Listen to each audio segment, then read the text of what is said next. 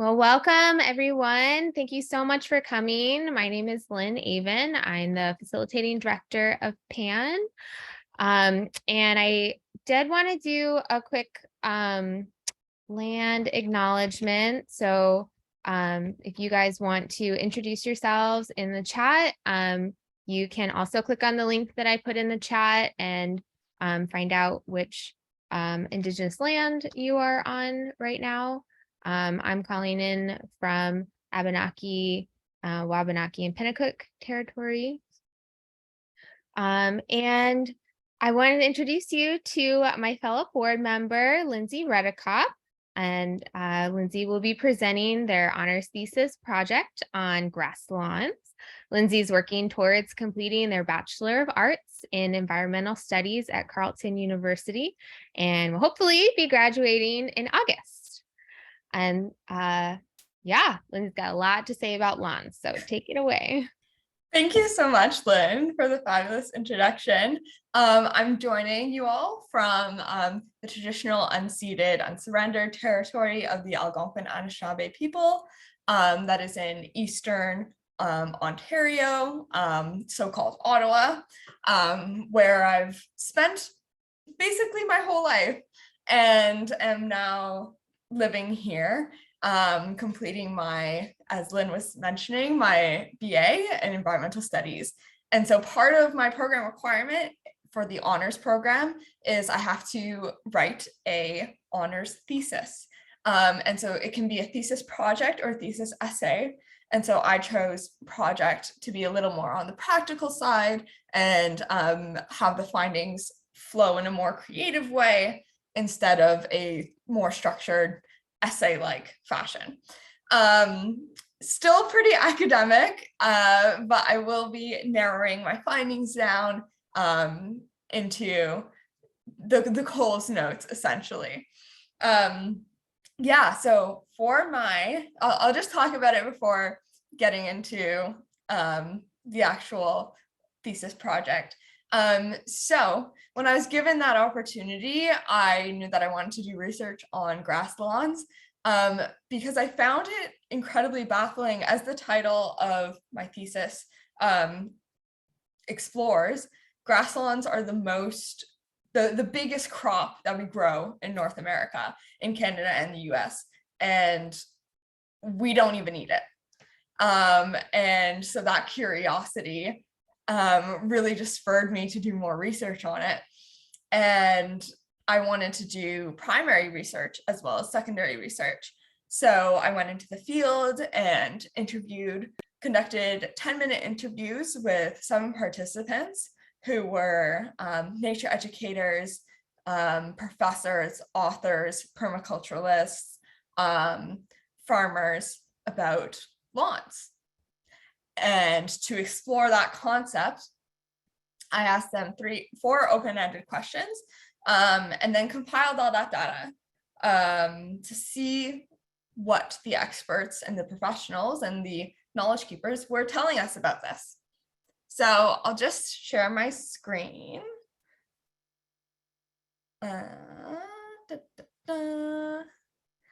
Okay, can you see this? Okay, perfect. So I'll just start from the top there.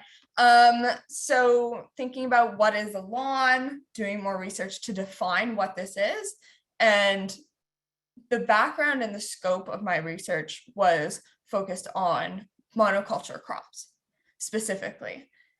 Grass lawns as a monoculture crop, and doing a deep dive. What does that look like? How does the land experience that? How do the people experience that? So grass lawns, they come in the form of directly sown seeds or rolled up grown sod. And they consist of 4 main grass species: Kentucky bluegrass, fine fescues, ryegrass, and bentgrass, most of which are non-native plants coming from Europe and Eurasia. And there are 6.2 million lawns in Canada and about 40 million acres of lawns in the US. So like I said, these are huge crops. They're some of the most irrigated and fertilized crops in North America.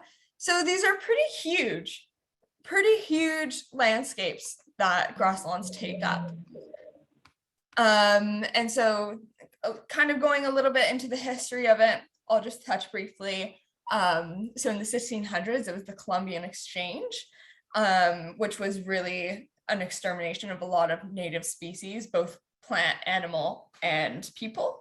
So with colonization and when they were first bringing seeds in, diseases in, plants, luxury items, trade, with settler colonialism. That's where our grass seeds come from. And so basically when it first was happening, they brought over farm animals in Europe, like cows, grazing animals, and turns out they loved the native grass species that were growing in North America. And so they basically ate them all up, and everyone was like, oh, the farm animals don't have any food. We need to bring them some of their food that they would eat back home. And so then enters the grass species. And it was a way of emulating really celebrity lawns. So in Europe, grass lawns were big pastures. They were big swaths of land that showed that you had land to waste, land to be there for only aesthetic purposes, and that you had power and status. And so part of the perpetuation of that was through celebrity lawns of George Washington and Thomas Jefferson, who had the immaculate, pristine, low weed grass lawns. And this vision of getting that, the way they were able to achieve that was with a lot of inputs. So a lot of slave labor was used, or low wage laborers, as well as a lot of water and intensive management.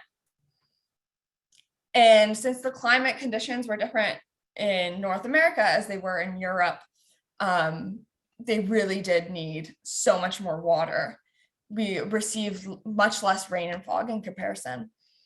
And then in the 1800s, you have the invention of the lawnmower and the garden hose.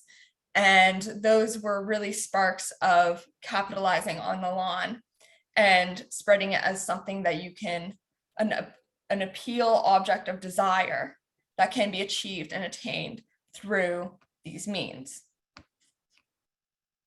And the design of public parks are also quite intrinsically linked with grass lawns.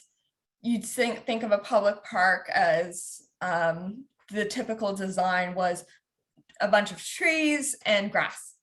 And so that design was popularized by Frederick Law Olmsted, as well as other park designers at the time. And the history of grass lawns is very intrinsically linked to golf. And one of the most intriguing things that I found from doing my literature, my background research here, was that the golf industry and the grass lawn landscaping industry was so linked that that the golf industry and the government were involved in setting lawn standards and increasing the popularity of lawns, going so far that commercial lawn promoters were using golf club memberships lists to send their sales literature. So pretty wild. And then that's also when we got a new rotary lawnmower patented, popularized. And after World War II, a lot of war veterans were coming back, and they were given a lot of mortgage cuts. And so they were enabled a lot of geographical features that enabled them to spread the aesthetic of a lawn. And Abraham Levitt in Levittown in New York, that also played a pretty strong part in setting lawn rules. And that's where you get into the more symbolic and cultural side of the institution of a grass lawn. The lawn rules were so fascinating. You had to mow once a week, and then if you didn't mow once a week, then other people would come mow it for you and charge you later. And so a very similar policy is quite popular in a lot of municipal jurisdictions still today, where if you don't mow your lawn, they'll mow it for you and charge you or fine you. We'll get into that. And so as I talked previously, the symbol of the lawn, a lot of what was coming up in the literature was that grass lawns were displaying community norms and values. And it's an imagined social hierarchy of group identity. If someone had a lawn, it meant they had enough space, water, time, money, labor, resources to put into that. And it was a reflection almost of a moral standing of that person. If you had a good lawn, you were seen as a good person. And if you didn't conform, then that was seen as bad or unkept or unruly. And those attributes of the lawn were passed down to the person as a reflection. And so, as I previously mentioned, my methods were to conduct 10-minute interviews across a bunch of participants in North America, some of them calling in from New Hampshire, New York, New Jersey, New England, Maine, and Ontario in Canada. And so what I have found, also to mention, the majority of the participants, so 4 out of the 7, were current or former board members of the Permaculture Association of the Northeast. Now, the reason that this was a limited participant size was I was limited in time and resources myself. I had also reached out to many other people who had not gone back to me for scheduled interviews. So due to time and money and resource constraints, it was fairly limited in survey size.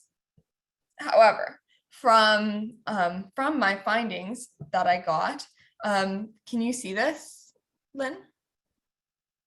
Yeah, okay. So from the findings, it's disappearing. Here we go. Okay, so I broke down the findings into 3 main categories. The question was, what is the effect of grass lawns in North America? Pretty open-ended question, but some pretty common themes came up. So on the social and cultural side, some people talked about its recreational uses, being used for picnicking, biking, lounging, reading, listening to music, all those things, as a means of producing food insecurity, as a fear of natural spaces, which I found quite interesting. The uniform conformity of a monoculture crop seems a little more unnatural and more artificial. And the idea of wild, non-monoculture lawns, yards, there was a mention of fear around that. Also the aspect of social monitoring. You have the nosy neighbor. That's the conformity, the peer pressure that was talked about earlier, and also creating an ethnic bias of racism, elitism, classism because of the amount of resources that it took to have these grass lawns. It was argued that not having that was seen as lesser, and that creates that ethnic bias. Privilege and prejudice was also mentioned, a lack of relationship with nature, which ties into the fear of natural spaces, promoting of an exotic aesthetic, which is similar to the ethnic bias. And another social impact was the amount of time that it took. In environmental, one of the main things that was mentioned was the chemical inputs, pesticides, insecticides, herbicides, and fertilizers, air, water, soil pollution, lack of biodiversity, nutrient and bacterial diversity, poor water retention leading to increased floods, invasive non-native species, less ecological niches, and the effect of lawnmower usage. And political economic, the policies that have been enacted to maintain lawns, a resource barrier to maintain, and a financial barrier as well that was instilled and maintained. And then you can see the intersection of some of the other themes between social and cultural and environmental, the idea of a monoculture, the idea of environmental awareness, and the idea of what preservation of land means. And then in the environmental, political, economic, water usage, taking up a lot of urban space and urban planning. And from the social and political, there was the idea of how much money it costs, the idea of the American dream and institutionalizing it, the penalty for non-compliance, and immigrant landscapers within the sphere who made up a giant portion of the employment of this sector of maintaining grass lawns. And then across all three spheres, I saw common themes of talking about waste streams, talking about settler colonialism, education, and pollution. So I went into each of those themes in quite great depth. Some of the more, I'll just touch base on some of the most interesting findings that I have found according to each one of them. So in the relationship with nature piece, there was really interesting stuff that was coming up about the fear of natural system. So it was noted by Brittany Boychuk that short and uniform grasses can make people feel safer because there's less of a risk of predators and insects that could inflict disease. So thinking about Lyme disease, tick disease, and also this idea of wanting to rid weeds away from their lawn and their yard that would impede the aesthetic, as well as ridding it of pest wildlife. You have a lot of pest control and weed management to get those unwanted beings off of your property. So in this way, the relationship with nature of grass lawns and of monoculture was predicated on building barriers to keep the lawn controlled and separate from nature. And this is where the real environmental philosophy comes in, where it pursues a egocentric view of nature when you have monoculture and when you have grass lawns. This egocentric view sees land and nature as something that can be controlled and managed by humans, and that should be. And versus a more ecocentric view, which views ourselves as not separate from nature and as interconnected with nature. And in that view, nature itself is a construct that doesn't hold a separate distinction from the natural world and the artificial world. And throughout recreational uses, so there was a lot of call to describe grass lawns as Rev. Dele was saying, as monoculture museums and as a spectacle sport. And looking into this, it was really fascinating, the multiple social and cultural uses of lawns. So I'll just show a table briefly. So this was a study that was done in, I believe it was Sweden. Yeah, it was Sweden, who interviewed a bunch of park participants who were found hanging out in public parks, and they were asked what activities that they do in these spaces. And lawn plays a huge part in public park systems. So it was really fascinating to see all of the different activities that folks would get up to in these parks and on the lawns. So hanging out with friends, some of the most popular ones were hanging out with friends, sunbathing, sitting or lying down, walking, playing football, playing other ball games, reading and listening to music, having lunch. So that was really interesting. So it compared park lawns, residential neighborhood lawns, lawns around public buildings, lawns surrounding residential buildings, lawns around greenway, and lawns around road. So this was pretty fascinating. And then those are just the different types of lawns that were looked at.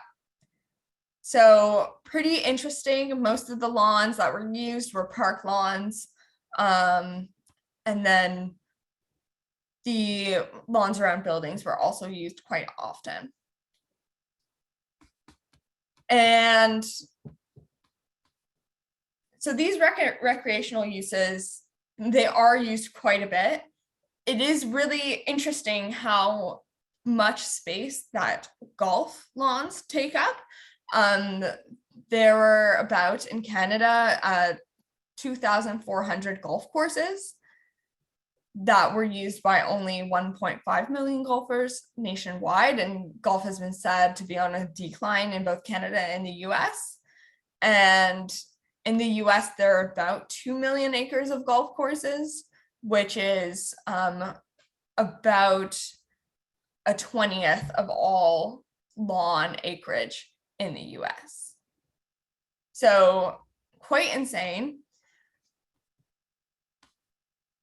And the other common theme was the cost of water, time, space, and labor, and money. And so that cost, coming in multiple different ways, was really emphasized by every single participant. A little highlight there, Joe Nesbitt, who is a landscaper architect and a city planner, was saying that the built environment we have around us is very important, and exactly what you compose of that built environment will have a very big impact on its needs and outputs.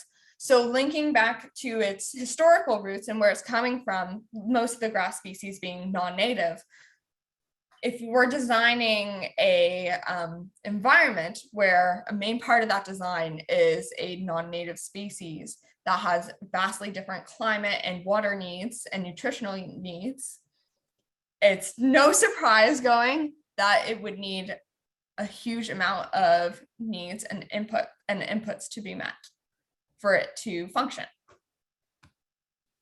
And so what was really interesting is most people are watering their lawns quite a bit, and it takes up a large amount of city water and municipal potable water. One of the environmental surveys in Canada found that domestic water consumption can increase up to 50% during the summer months when people are watering their lawns and gardens. And it is also estimated that in Calgary, the freshwater usage on lawns can be as high as 70% of their municipal water. And in the US, lawns were the most irrigated crop, using between 30 and 60% of urban freshwater. Even going so far as in the US, 1/3 of the residential water use costing about 9 billion gallons a day.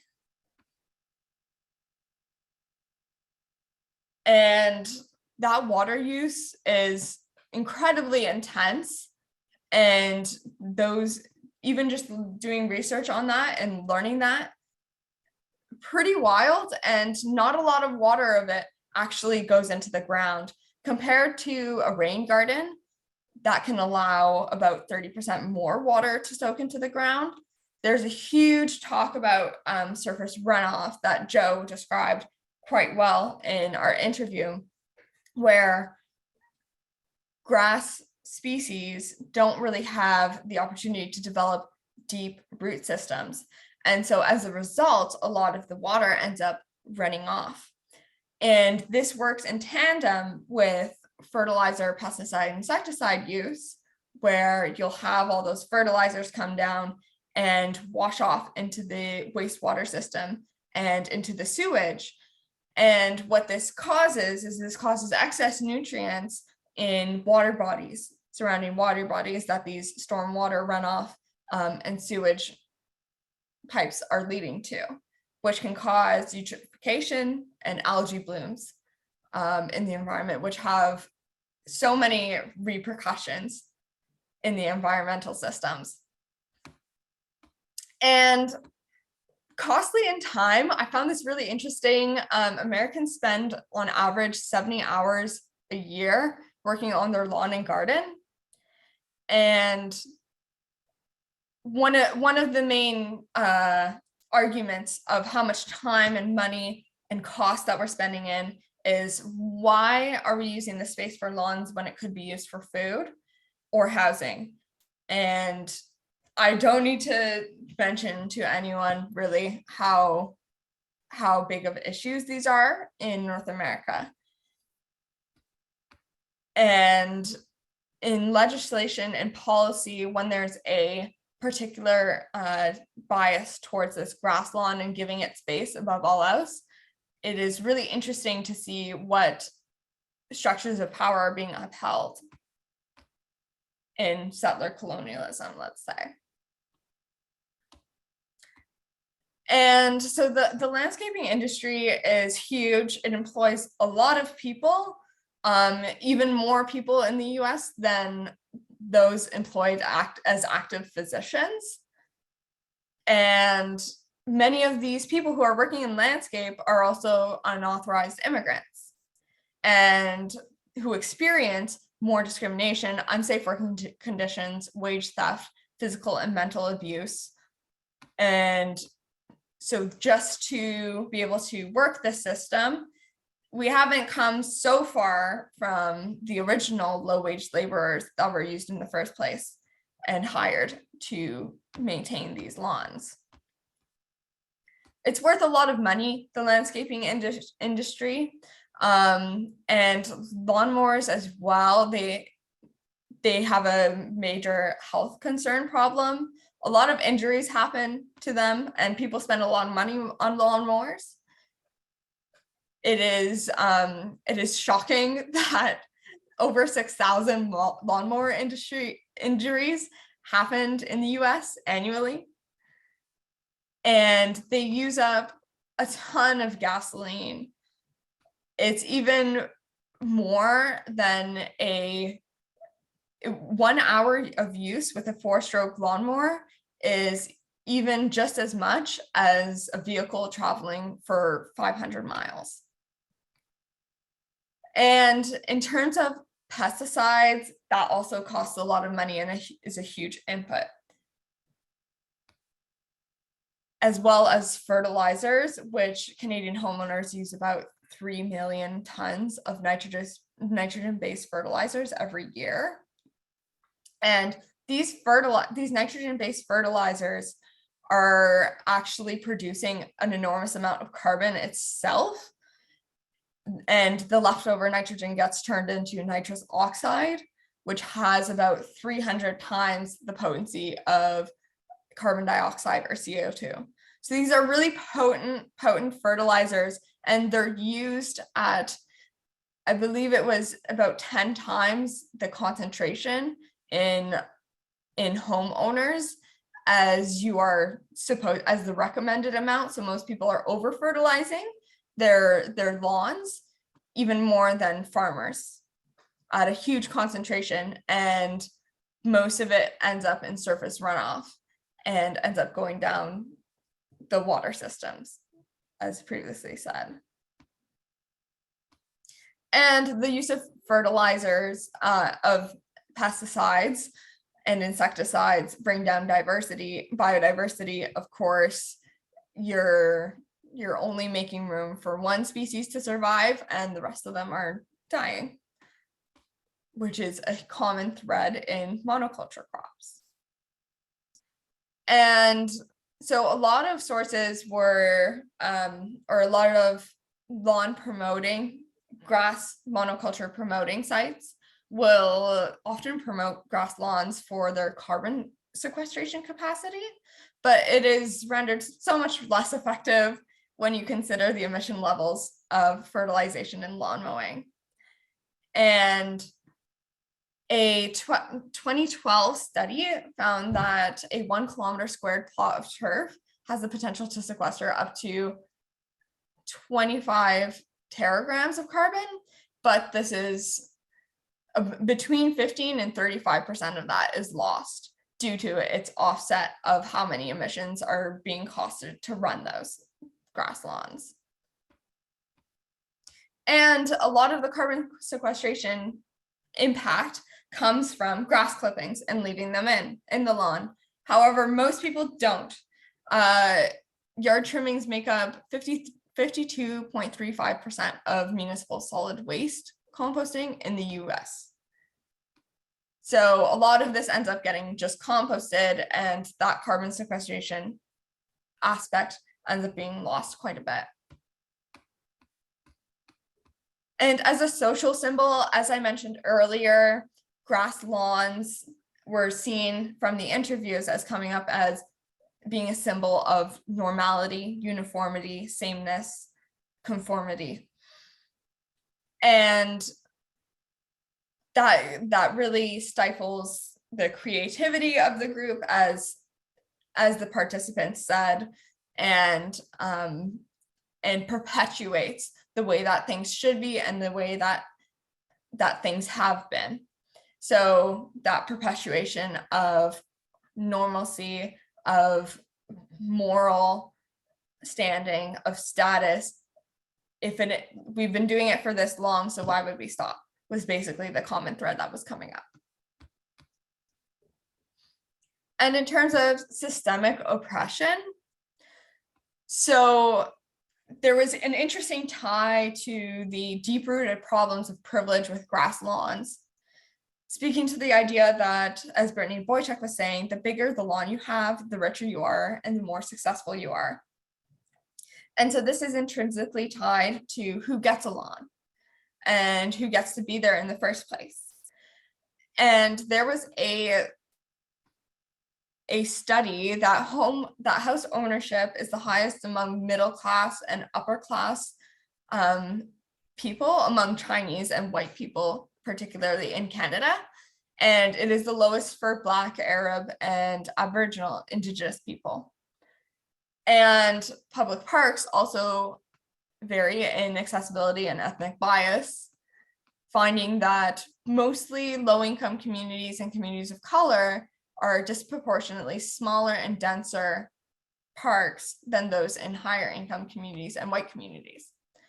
And so if we take an intersectional approach to lawns, who's having the most access to lawns is white, upper middle class people and communities.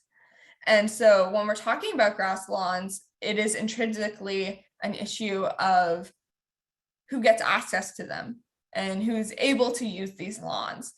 If they're being recognized for all of these aesthetic and recreational uses, who gets to use those? And oftentimes it is not Black, Indigenous people of color, and it is not low-income people.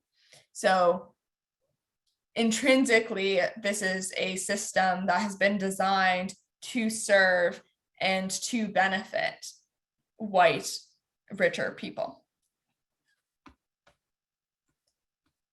I mentioned lack of biodiversity. As Nikki Satira described, monocultures and grasslands, especially when you're growing just one set of plant in one area, it becomes dead soil. And you're perpetuating just one species. You're not encouraging biological diversity, which increases the resilience of the species. And instead, grass lawns lead to a biological wasteland as Owen Worser described. And my second question was focused on barriers to change. What needs to change? Why does it need to change? What's stopping it? So penalties and policies. So there are quite a few of bylaws that impede wild lawns and reinforce the status quo of grasslands to maintain them. There have been places in Smith Falls, in Toronto, where fines have been given for a lawn exceeding a certain height. All of these are municipal bylaws, so it's up to the jurisdictions really to come up with these policies and penalties, which a lot of them do. However, some of them also have policies to be growing gardens. Some of them have both, which is quite fascinating.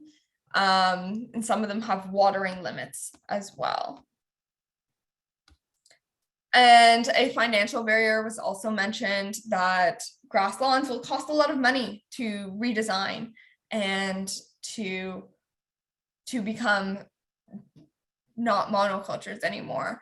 That will cost money, and there's a lack of not only finances for that, but it was said that there's a lack of education as well, as not a lot of people, as Nikki Sotero was describing, not a lot of people see lawns as potentially harmful and are not actively seeking knowledge to change them. It's accepted as a norm, as a status quo, as a default perception of what a landscape should look like. And landscapers don't have that much knowledge outside of that of what to care for and how to care for it.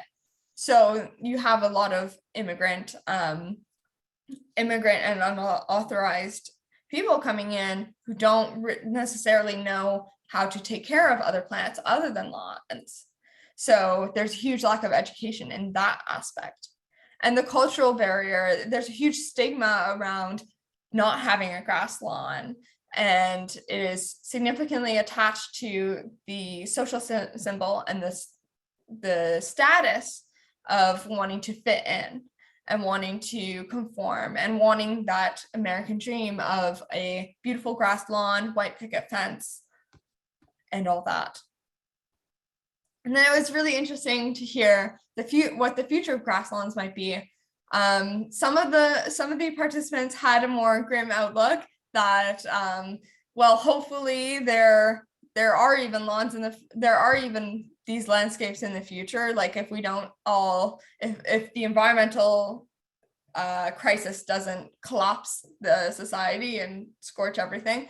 And then it varied from that to, oh, well, maybe we'll see more clover or more diverse species in there, and versus a more like symbolic movement towards a agroecological movement that might change our systematic ways of thinking and systematic beliefs about landscapes and about the environment. And some people saw also that grass and turf lawns will have a place in the future, and especially just for utilitarian uses, if you're using it for sports fields or for pathway borders or such things. And yeah, that's a brief look on my thesis project. I would welcome if anyone has any questions or thoughts or queries or concerns, or if you want me to elaborate on a certain point. Definitely open, floor is open, Q&A, have at her.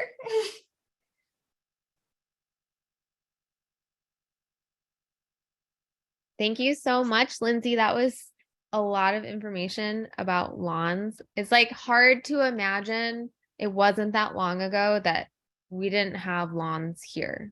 It's so ingrained in our current society. But yeah, we're a small group. So if you guys want to unmute and or pop on video, feel free to join in discussion, or if you have any more questions for Lindsay, just go for it.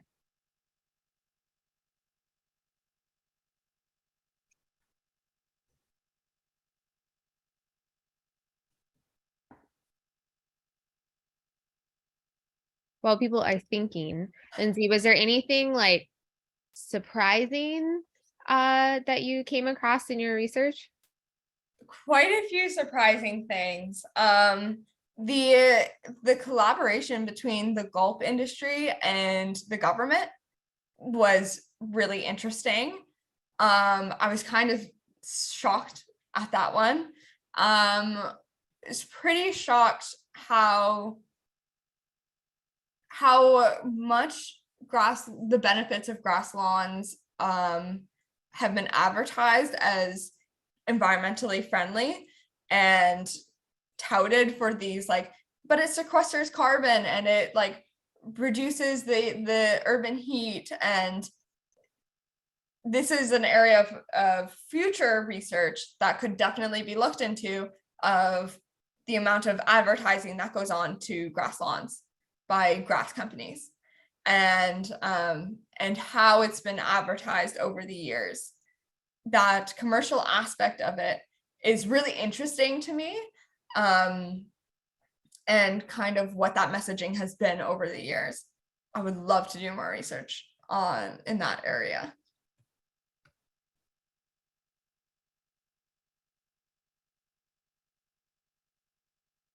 Thank you for the question.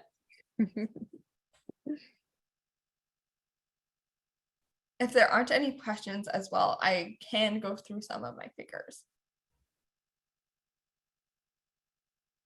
Yeah, go for it. If you guys have questions, feel free to pop it in the chat, raise your hand, or just ask. And just to know that the timeline of these of my research, so I began it in, like I said, this is an honors thesis project, so it's not a master's thesis, so it's a little different. It's shorter, it's smaller, it's only 30 pages long. My final one has been 37 pages, I believe. So it is smaller in timeline and resources and all those things. So I started it in September of last year, and now I'm just wrapping it up. So those are the 4 species that are the most common grass species used as lawns. As you can see, most of them are non-native. Here is the distribution of turf grass among the US. So that's also really fascinating to see that there isn't that much turf grass in the West, but it is pretty major for the Northeast, which is especially fascinating considering we are the Permaculture Association of the Northeast. So it is a problem that does concern a lot of us. And this was a really interesting graphic on a to scale map of the land usage of the US, and showing just how many golf courses there are. And keeping in mind that a lot of these parks and a lot of these rural residential properties and farmsteads will also have grass lawns, although it is not specified. This information is pretty difficult to come by because it's intersecting with so many different spaces. You know, you can look at like the residential uses was showing, you can look at residential lawns, you can look at lawns around public buildings, park lawns, residential lawns. There's a lot of different types of lawns, and so getting information on these is quite difficult and tricky, and oftentimes you have to know exactly what you're looking for to find this information, which kind of just speaks to the accessibility of this information and how deep it's kind of hidden some of it. It's not necessarily accessible.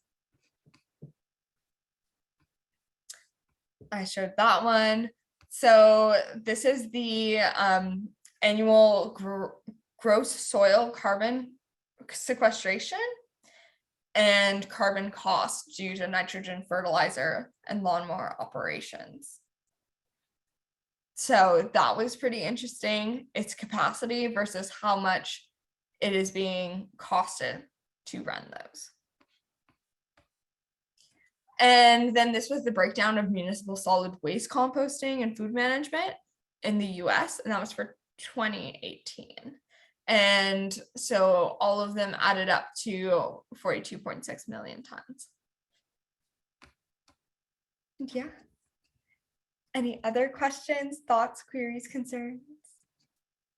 Happy to dive into some of the themes as well. I'll leave them up.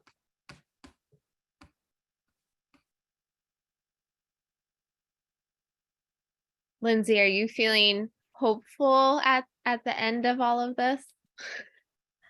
I don't know. I like to think that I have chronic hopefulness for the future. That's what I hope for. But I do unfortunately have also a realistic novel in my brain. That, you know, these are really deep-rooted problems. This is, when you're talking about this stuff, it is incredibly ingrained in the life as we have known it, at least for our generation and the generations up until the Columbian Exchange, really.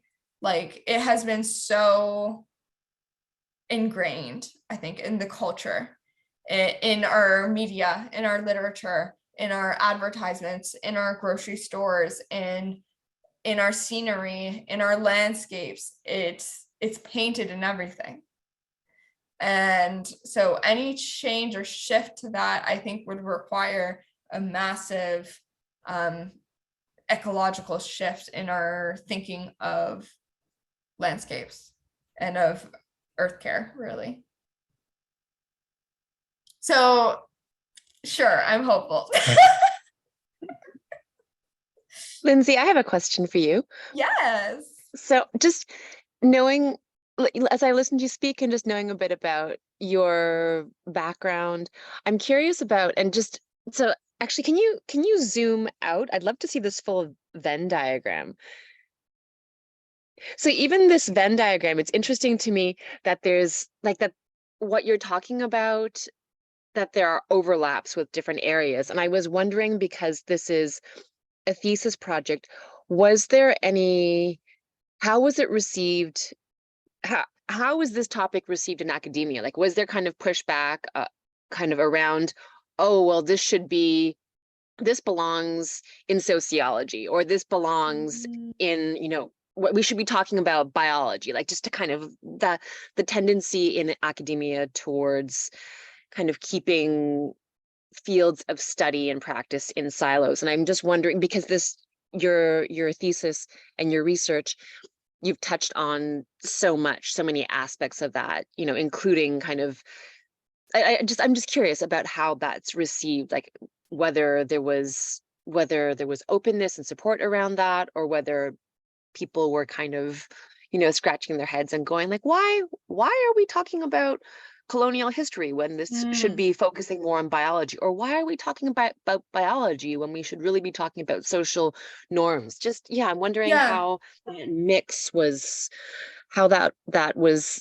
landed in the room. Absolutely. So just to clarify, so my thesis supervisor was Paul Williams. And so he is a professor of geography in our department, as well as the head for our Department of Geography and Environmental Studies. So it's the two of them. So geography really does focus on the social, cultural, environmental, political, economic. Like, it does look at issues from all of those lenses. And from an environmental studies perspective, it's primarily focused on the environment. But from a lot of my courses and a lot of my professors that they have taught in their lectures, it is nearly impossible to talk about the environment without talking about social, cultural, political aspects. And it has always been important to me to incorporate an intersectional lens and approach to any environmental issue. I think the conversation would not be complete if you didn't. Because the causes and the symptoms and the reactions and the effects are intrinsically related to all of these spheres. And so I went about this approach, and my thesis supervisor was very supportive in me taking whatever approach. And because it's entirely self-guided as well, like, I could kind of do whatever I wanted. And within my department, especially, there is a emphasis on environmental justice and on social and cultural geography as well. So that's where a lot of my background studies had come from. And so the talks about cultural norms and mores and status quo and transgressiveness and normality, we've talked about that quite a bit. So it's nothing really too new. Very happy to see the landscape of academia change in that sort of way. Yeah, I don't know if that answers your question. Any other questions? Or thoughts or reactions?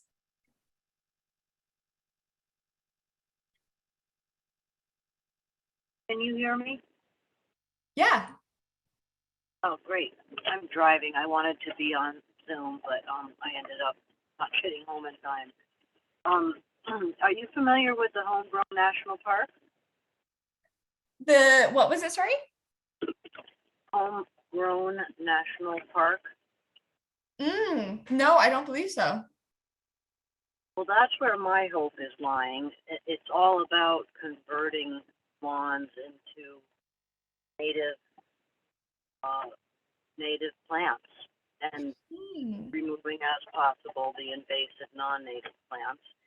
And it's a professor of entomology from the University of Delaware who has co-founded this park. It consists of what I think you said was 44 million acres of lawn in the United States, one lawn at a time. And it's a computer engaging friendly thing so that when you plant a keystone species that hosts, hundreds of species of caterpillars, for example, you can make a note of it on your account on the computer and get on the map. And so you can see this sort of movement spreading. And one thing that does seem to make people change in a big way like this, like a paradigm shift type of size,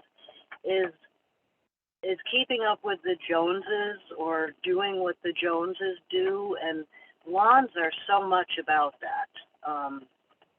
Having your lawn look as good as your neighbor's and you being as good a citizen as your neighbor, all that. So if one person starts it, it can kind of spread in that way too. One of his books is called Nature's Best Hope, and it talks all about this, and there are YouTubes and a lot online, and that's my hope about lawns. And yes, I'd recommend looking it up because it addresses everything that you're talking about, and it's one solution for lawns. And because the insect and bird populations are falling, he did a study about is there a link there, and realized that there is, because well, one thing is that native insects can't eat non-native plants because they didn't co-evolve. And so they're kind of basically starving, and then the caterpillars aren't there for the birds, and that's why their numbers are decreased. That's one reason why their numbers are falling together. So I just wanted to mention that because it's actually inspiring and exciting and kind of uplifting and doable. Yes, absolutely. Absolutely. There are a number of different grassroots initiatives that are going on for sure. And coordination to unlawn. And so that was one of our hopes with this campaign as well, of Unlawnful, to encourage people to unlawn their lawns. And there are quite a few like community projects going on and grassroots stuff. Like there is a whole future of grass lawns and alternatives to them that a lot of people are doing. It just hasn't reached the mainstream level yet. Well, fingers crossed. Fingers crossed. Does anyone else have any questions before we end? Well, I think in the interest of time, I did want to mention that for those who are in Mid-Coast Maine, one of our board members, Jack Stambaugh, is hosting an unlawful action workday. So if you are interested in learning about unlawning your lawn and want to participate, that'll be Saturday, June 24th. We'll send out more information soon. And they're going to be turning some grass into a perennial ecosystem. And I also will mention that on July 21st, we're doing an online uncolonization and anti-oppression study group facilitated by Bonita Ford, the PAN board coordinator. You can find more information about that and register online at northeastpermaculture.org. So thank you so much, you all, for attending. Lindsay, thank you so much for sharing so many things that you've learned. Thank you, Lindsay. Have a good night, Thank you so much, everyone. Have a great night. Thank you, Lynn. Thank you, everyone.